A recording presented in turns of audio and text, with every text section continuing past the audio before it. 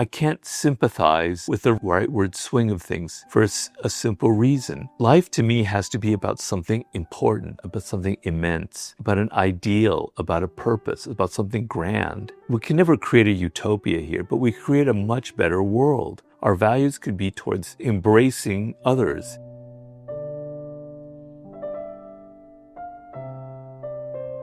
So the question has to do with that episode of Jubilee that got a lot of attention, where there was one progressive who was kind of being attacked or questioned by like 20 people who were not just of the conservative side, but were far right. And the phenomenon of the far right being so popular, particularly among young people as it is now. I'm not sure I have the right answer to this or that I totally understand it, but this is how I see it. So when I was growing up, my parents were Democrats, but they were kind of, I hope they're not watching this, they were kind of milquetoasty Democrats, you know, kind of the limp-wristed variety, just kind of not too daring about it and all that. You have to put them on that liberal, quote unquote. And when you're young, most often you rebel against your parents. You rebel against that generation. And I rebelled against it, and I drifted to the left, in some cases to the far left, because I just didn't want to be like my parents. It seemed so weak and so cliched and so not what I thought reality was like. It kind of angered me. And I thought it was cool and exciting and interesting to drift in that leftward direction. And I don't bemoan that. It was a very exciting period of my life. I was involved in some things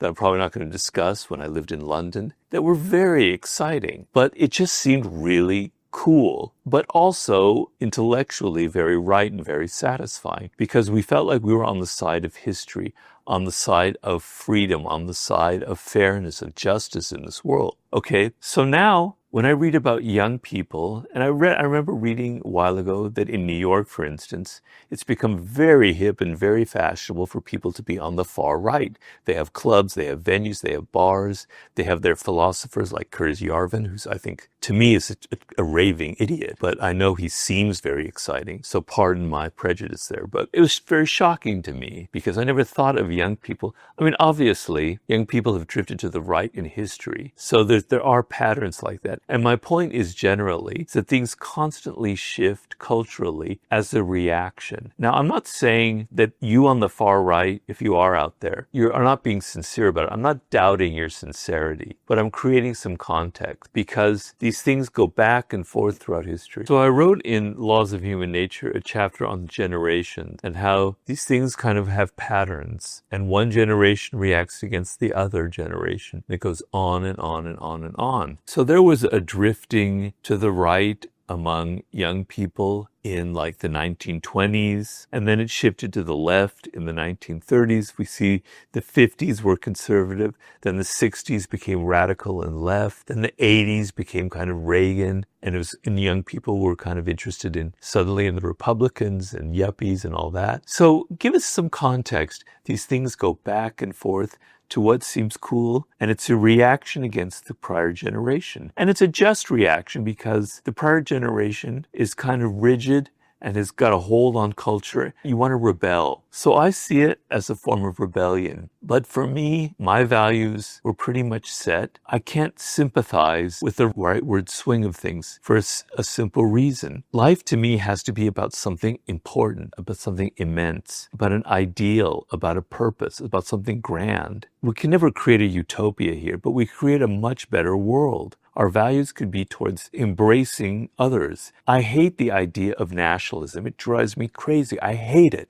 with every bone in my body, because as a student of human nature and of history, I know that all humans are related. We all come from the same source. We all had one mother in Africa. The idea that there's these different ethnicities and races is a complete illusion. We are one. We are one race. We are humanity. And so I think immigrants are fantastic. Yes, you have to control it, I suppose. But I love the Hispanic element in Los Angeles. It excites me. I like the other culture. I like the food.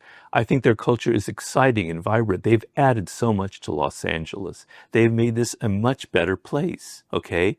You could have said the same thing in Europe in the 1930s and 20s about Jews. We were outsiders. I'm Jewish. We were outsiders in the culture. We were immigrants. We created much of the art, the music, the literature of those times came from Jews. Hollywood, And the great films were basically, a lot of it came from Jews, the outsider element. I love immigrants. I think we're all one race. I can't stand nationalism. I ask people on the far right, what is your ideal? What is the world that you want to see? I don't know what that world would be like. It seems like kind of an ugly, divisive, hate-filled kind of reality that you want to create. I'm asking you, what is the world that you want to create? Is it a world where everybody's sort of separated, where it's just white people here and blacks and Hispanics over there? Or is it a world where we just can make lots and lots of money and have no taxes? That's not the world I see as something ideal. So I'm kind of meandering in my answer because I'm losing focus here a little bit, but that's how I see it.